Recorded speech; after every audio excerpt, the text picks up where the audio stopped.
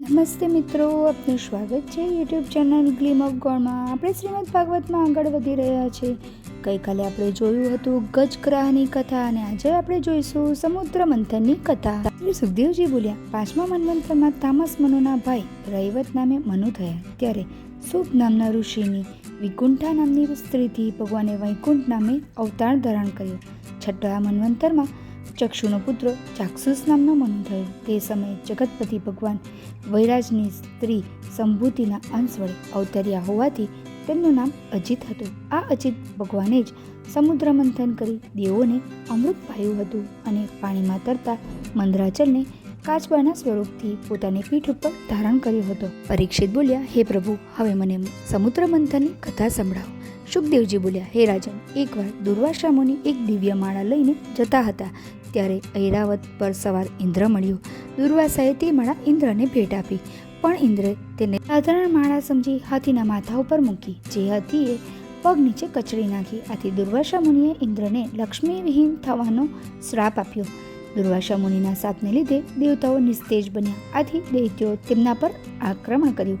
દેવ અસુર યુદ્ધમાં પરાજિત બનેલા દેવતાઓ બ્રહ્માજી પાસે ગયા. બ્રહ્માજીએ તેમને ભગવાન અજિતના શરણે જવા કહ્યું.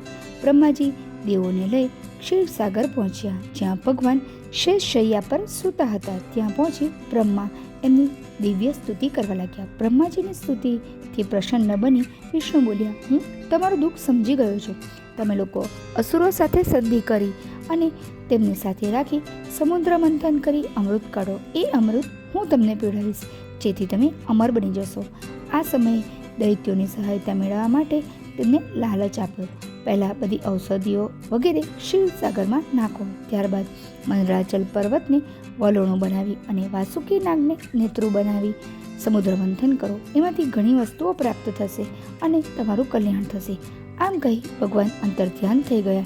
દેવતાઓ નિશસ્ત્ર થઈ દૈત્યરાજ બલિ પાસે ગયા. આ જોઈ બલિને ઘણું આશ્ચર્ય થયું. દેવતાઓને નિશસ્ત્ર જોઈ દૈત્યો તેમને મારી નાખવા આગળ વધ્યા, પરંતુ બલિએ એમને એમ કરતા રોક્યા. દેવરાજ ઇન્દ્ર બલિને કહેવા લાગ્યા, હે દૈત્યરાજ, હવે તમે દેવતાઓ સાથે વેર છોડી મિત્રતા કરો. હું તમારા હિતની વાત કહું છું. અમે નિર્ણય લીધો છે કે દૈત્યો પણ અમારી સમાન સુંદર બને, જેનાથી લોકો એમના દર્શનની ઈચ્છા કરે અને આ વાત અમૃત પીવાથી શક્ય બની શકે છે. અમૃત સમુદ્રમાં છે. આપણે બધા મળીને પહેલાં સમુદ્ર મંથન કરી અમૃત કાઢીએ અને પછી અમૃતપાન કરી પરસ્પર હંમેશા પ્રેમથી રહીશું. ઇન્દ્રના આ શબ્દોથી પ્રસન્ન બની મહાબળવાન દૈત્યોએ સુવર્ણમય મંદરાચલ પર્વતને ઉપાડી લીધો અને એને ઉપાડી લઈ સમુદ્ર તટ ઉપર મૂકી દીધો. અમૃત પ્રાપ્ત કરવા દૈત્યો અને દાનવો ઘણા ઉત્સાહ અને આનંદથી દેવતાઓની સાથે મળી સમુદ્ર મંથન કરવા લાગ્યા. દૈત્યોને છેતરવા માટે વિષ્ણુએ દેવતાઓ તરફ વાસુકી નાગનું મુખ રાખ્યું અને પૂંછડી દૈત્યોને આપી. આથી દૈત્યો બોલી ઉઠ્યા, પૂંછડું અમંગળ કહેવાય છે, એટલે અમે સર્પની પૂંછ નહીં પકડીએ. એટલે દેવતાઓએ વાસુકી નાગની પૂંછ પકડી અને દૈત્યોએ તેનું મુખ પકડ્યું. બંને પક્ષો પૂરા બળથી સમુદ્રને મથવા લાગ્યા. બંને બાજુથી પકડેલ હોવા છતાં પણ મંદરાચલ પર્વત ઘણો જ ભારે હોવાથી નીચે તરફ ડૂબવા લાગ્યો. થાકેલા દેવતાઓ તથા દૈત્યોને આનાથી ઘણી જ નિરાશા થઈ. ત્યારે ભગવાને કચ્છપ અવતાર ધારણ કરી મંદરાચલને પોતાની પીઠ ઉપર ઉઠાવી લીધો. એનાથી દેવતા અને દૈત્યો બંને ઘણા પ્રસન્ન થયા. મંદરાચલ ઉપર બાજુ ઉછળી ન પડે માટે એક બીજું રૂપ ધારણ કરી ભગવાન એની ઉપર બેસી ગયા. ઘર્ષણથી વાસુકીના મુખમાંથી ભયંકર આગ અને આંખોમાંથી ઝેરી ધુમાડો નીકળવાથી દૈત્યો તેજહીન બની કાળા પડી ગયા. આથી પ્રભુએ એમના ઉપર મેઘવર્ષા કરવા માંડી. બંને બાજુથી મથવા છતાં પણ અમૃત ન નીકળ્યું. ત્યારે ભગવાન સ્વયં પણ મથવા લાગ્યા. ત્યારે સર્વપ્રથમ હળાહળ વિષ નીકળ્યું. એના પ્રભાવથી ત્રણેય લોક તડપવા લાગ્યા અને દેવો દૈત્યો પ્રાણ બચાવવા માટે નાસવા લાગ્યા. અંતે એ લોકો સદાશિવના શરણે ગયા. એમણે ભગવાન શિવને આ સંકટથી બચાવવાની પ્રાર્થના કરી. ત્યારે જગતના કલ્યાણ માટે ભગવાન શિવ આ વિષને પી ગયા. એ વિષ જળનો પાપરૂપ મળ હતો. એણે પોતાનો પ્રભાવ શિવજીને પણ બતાવ્યો, જેના કારણે એમનો કંઠ નીલો થઈ ગયો. વિષ પીતી વખતે એમાંથી કેટલાક ટીપા નીચે ટપકી પડ્યા, જેને સર્પો, વીછી અને ઝેરી ઔષધિઓ ચટી ગયા. ત્યારથી તેઓ ઝેરી બની ગયા. શિવે વિષપાન કરતાં બધાની ચિંતા દૂર થઈ અને ફરીથી નવા ઉત્સાહથી સમુદ્રને મથવાનું શરૂ કરવામાં આવ્યું. આ મંથનથી પહેલીવાર કામધેનુ નીકળી, જેને યજ્ઞના દૂધ ઘી માટે ઋષિઓએ લઈ લીધી. ત્યારબાદ ઉચ્ચેશ પ્રવાહ નામનો ઘોડો નીકળ્યો, જેને બલિરાજાએ લઈ લીધો. ત્યારબાદ કૌસ્તુભ મણી નીકળ્યો, જેને ભગવાન શ્રી હરિએ પોતાની છાતી ઉપર આભૂષણ તરીકે રાખ્યો. પછી કલ્પવૃક્ષ નીકળ્યું, જેણે સ્વર્ગની શોભા વધારી. ત્યારબાદ અપ્સરાઓ નીકળી, જે દેવતાઓને સુખ આપનારી બની. ત્યારબાદ સાક્ષાત લક્ષ્મીજી પ્રકટ થયા. દેવતાઓ અને અસુર બધા એની ઈચ્છા કરવા લાગ્યા. એ કમળ માળા લઈ ધીમી ચાલે આગળ વધ્યા અને જેનામાં સમસ્ત સદગુણો નિવાસ કરે છે તેવા ભગવાન વિષ્ણુના ગળામાં નાખી ભગવાનના વક્ષસ્થળમાં જઈ બિરાજ્યા. ત્યારબાદ કમળનયની કન્યાના રૂપમાં વારુણી નીકળી. વિષ્ણુ ભગવાનની આજ્ઞાથી એને દૈત્યોએ લઈ લીધી. ત્યારબાદ સમુદ્રમાંથી અમૃત કળશ લઈ ધન્વંતરી નીકળ્યા. એટલે એ કળશને લાભ જોઈ બેઠેલા અસુરોએ જૂટવીને નાસી છૂટ્યા. આ જોઈ દેવતાઓ ઘણા જ હતાશ થઈ ગયા. ત્યારે ભગવાને કહ્યું, હે દેવતાઓ, તમે અફસોસ ના કરો, હું તેમની વચ્ચે વૈમનસ્ય ઊભું કરાવી અમૃત પાછું લાવું છું. આમ કહી ભગવાન વિષ્ણુએ એ જ સમયે અદ્ભુત સુંદર સ્ત્રીનું સ્વરૂપ ધારણ કર્યું. ત્યારબાદ આ બાજુ દૈત્યો વચ્ચે અમૃત પીવા માટે ઝઘડો થયો. બધા પહેલા હું પીશ એમ કહી એકબીજા સાથે મારામારી કરવા લાગ્યા. ત્યારે જ એમની સામે એક અદ્ભુત સૌંદર્યવતી સ્ત્રી આવી. એ લાવણ્યમય મોહિનીના રૂપને જોઈ દૈત્યો કામપીડિત થવા લાગ્યા. મોહિત બનેલા દૈત્યો ઝઘડવાનું ભૂલી ગયા અને તેમણે અમૃત કળશ મોહિનીના હાથોમાં સોંપી દીધો અને એને ન્યાયપૂર્વક અમૃત વહેંચવાની પ્રાર્થના કરી.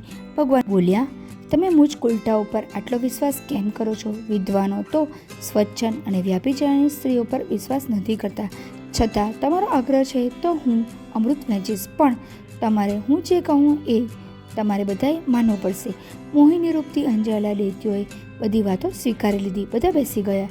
મોહિની દૈત્યોને મીઠા મીઠા શબ્દોથી રીઝાવતી પહેલા દેવતાઓને અમૃત પીવડાવવા લાગી. આ જોઈ રાહુ નામનો એક દૈત્ય વેશ બદલી દેવતાઓમાં જઈ બેઠો. દેવોની સાથે એણે પણ અમૃત પી લીધું. પણ સૂર્ય ચંદ્રમાને આ વાત ખબર પડી ગઈ અને તેમણે એમનો ભેદ ખોલી નાખ્યો. ભગવાને સુદર્શન ચક્રથી એનું માથું કાપી નાખ્યું, પણ અમૃત પીવાથી એનું માથું અને તળ બંને અમર બની ગયા. બ્રહ્માએ એમને રાહુકેતુ નામથી ગ્રહોમાં સ્થાન આપ્યું. આ જ વેરના કારણે રાહુકેતુ સૂર્ય અને ચંદ્રમાને ગળી જાય છે. દેવતાઓને અમૃત પીવડાવ્યા બાદ ભગવાને મોહિની રૂપ ત્યાગી પોતાનું અસલ રૂપ ધારણ કર્યું અને તેમના ધ્યાનમાં ચાલ્યા ગયા. પોતાની સાથે દગો થયો છે એ જાણે અસુરો ચીડાઈ ગયા અને તેમણે દેવતાઓ સાથે ઉગ્ર યુદ્ધ શરૂ કર્યું. દેવતાઓ પોતાની માયાવી શક્તિથી યુદ્ધ કરવા લાગ્યા, જેનો મુકાબલો દેવો ન કરી શકાય. તેથી ગભરાયેલા દેવતાઓ રક્ષા માટે વિશ્વના જીવનદાતા ભગવાનની પ્રાર્થના કરવા લાગ્યા. ભગવાન ગરુડ ઉપર બેસી તરત જ યુદ્ધભૂમિમાં પહોંચ્યા. તેમના આગમનથી દૈત્યોની કપટ ભરેલી અસુરી માયા નાશ પામી. સિંહ ઉપર બેઠેલા કાલનેમી દૈત્યે ગરુડ ઉપર ત્રિશૂળ ફેંક્યું. ભગવાને એને પકડી એના વડે જ કાલનેમીનું શરીર કાપી નાખ્યું. ત્યારબાદ માલી, સુમાલી અને માલ્યવાન નામના મહાબળવાન દૈત્યોનો વધ કર્યો. શુકદેવજી બોલ્યા. ત્યારબાદ ઇન્દ્રે બલિને વજ્ર માર્યું. બલિ પૃથ્વી ઉપર પડી ગયો. આ જોઈ એમના મિત્ર જંબાસુરે ઇન્દ્ર ઉપર ગદા ફેંકી, જેનાથી ઐરાવત જમીન પર પડી ગયો. ઇન્દ્રના સાથી માટલી 10,000 ઘોડાવાળો એક રથ લઈ આવ્યો. એમાં બેસીને ઇન્દ્ર જંબાસુરનું માથું કાપી નાખ્યું. આ જોઈ દૈત્ય નમૂચી ઇન્દ્ર ઉપર પ્રહાર કરવા દોડ્યો. બંને વચ્ચે ભયંકર યુદ્ધ થયું, પરંતુ કોઈ પરિણામ આવ્યું નહીં. અંતિમ ઉપાય તરીકે ઇન્દ્રે એના પર વજ્રનો ઘા કર્યો, પણ એને મારવામાં વજ્ર પણ નિષ્ફળ ગયું. આથી ઇન્દ્ર નિરાશ થઈ ગયો. ત્યારે જ આકાશવાણી થઈ, હે ઇન્દ્ર, ડરો નહીં. એને વરદાન મળ્યું છે કે એ કોઈ સૂકા અથવા ભીના પદાર્થોથી મળશે નહીં, માટે કોઈ બીજો ઉપાય વિચારો. વિચાર કરી ઇન્દ્રે સમુદ્રના ફીણના પ્રહારથી નમૂચીનું માથું કાપી નાખ્યું. દેવો અને દાનવોનો આ વિનાશ જોઈ બ્રહ્માએ નારદને યુદ્ધ બંધ કરવા માટે મોકલ્યા. નારદે દેવતાઓને અનેક રીતે સમજાયો અને એમની વાત માની દેવતાઓ સ્વર્ગમાં જતા રહ્યા. અહીં સમુદ્ર મંથનની કથા સંપૂર્ણ થાય છે. આવતીકાલે ફરી મળીશું. ત્યાં સુધી આવજો. જય શ્રી કૃષ્ણ. જો આપને આ વિડીયો પસંદ આવ્યો હોય તો વિડીયોને લાઈક કરજો, શેર કરજો અને ચેનલને સબસ્ક્રાઈબ કરવાનું ભૂલતા નહીં.